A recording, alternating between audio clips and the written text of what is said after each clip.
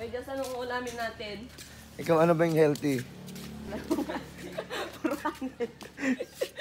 Na lang. Ayan na lang. Magsikat doon. All-time favorite kahit sa Pati ano nga ng thesis.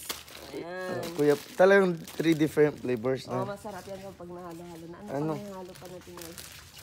Merong itlog sabi ni mama mo, di ba? Ay, yung ano na lang, spam. Ayaw mo nun? Mahal nun. Ang mahal, may 99 pesos dito na spam. Kasi yun, nasa.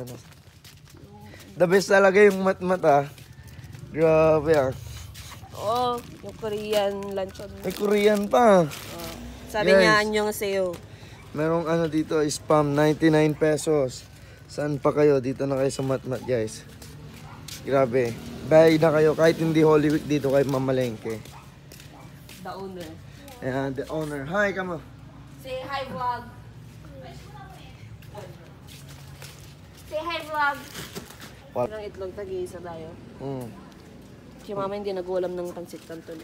Oh, para sa kaalaman ng lahat, Siya rin ng ano. ako din po yung cashier.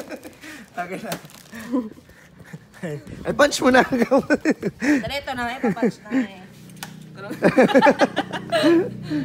Oh, akin na yung ano, para sa kaalaman ng lahat, yung price ng spam.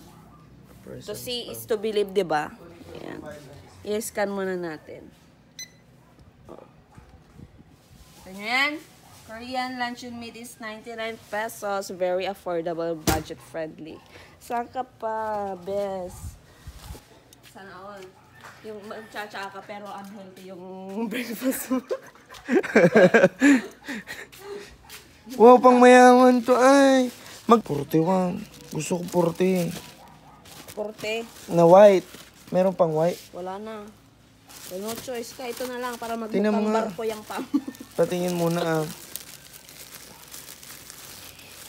Para mo matitignan yung nakulkul na yung tali niya. Oh, hindi na magbubukas.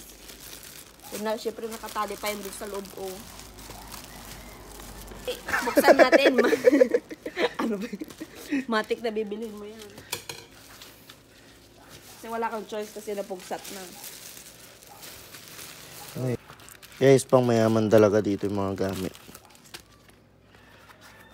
Malaki-laki. Okay lang yun. Bagay mo, tama puti ka. Ay na Ate Joanne, inano mo na naman ako, minamarket mo. Kunin mo na.